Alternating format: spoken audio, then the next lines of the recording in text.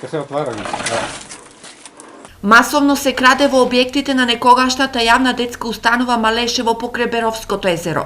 Во некогаш атрактивниот ресторан, бунгалови и детско одморалиште, сликата е ужасна.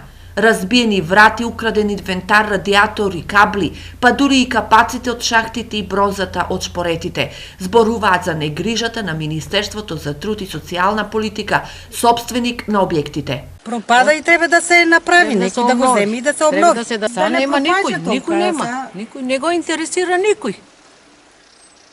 И така пропадна, че се искраде се. Доле имаше исто. Кајакарското.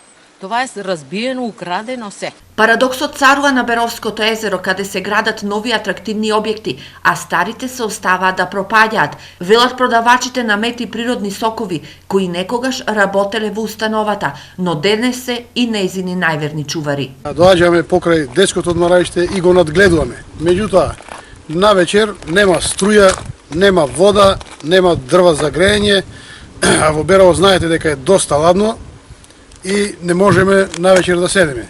Со заминувањето ние кога ќе си одиме навечер, одма крадците упаѓаат, крадат. Од ден на ден се повеќе се краде.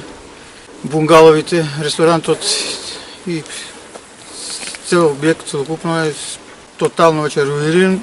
Но освен физичкото пропаѓање на објектите, овде се создава и тешка социјална голгота на 5 вработени во некогашната јавна детска установа. Имаме проблеми, значи, со зелени картони, имаме проблеми, кажано со све.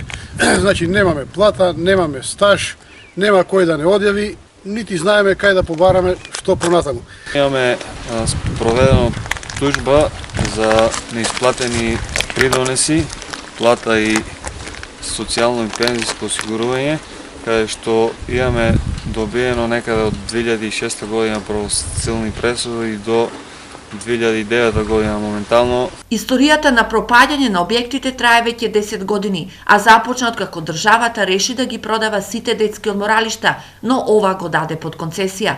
Но со смената на власта, државата реши и успеа да го оспори концесионерството, па по судските спорови и враќањето на детското одморалиште во рацете на државата, секој ден се чека некој да го купи. Од Министерството за труд и социјала не одговорија на нашите прашања за иднината на одморалиштето и вработените, но затоа пак од СВР Штип ги бројат кражбите, велат поднесували и пријави, но веќе ни тоа не го прават.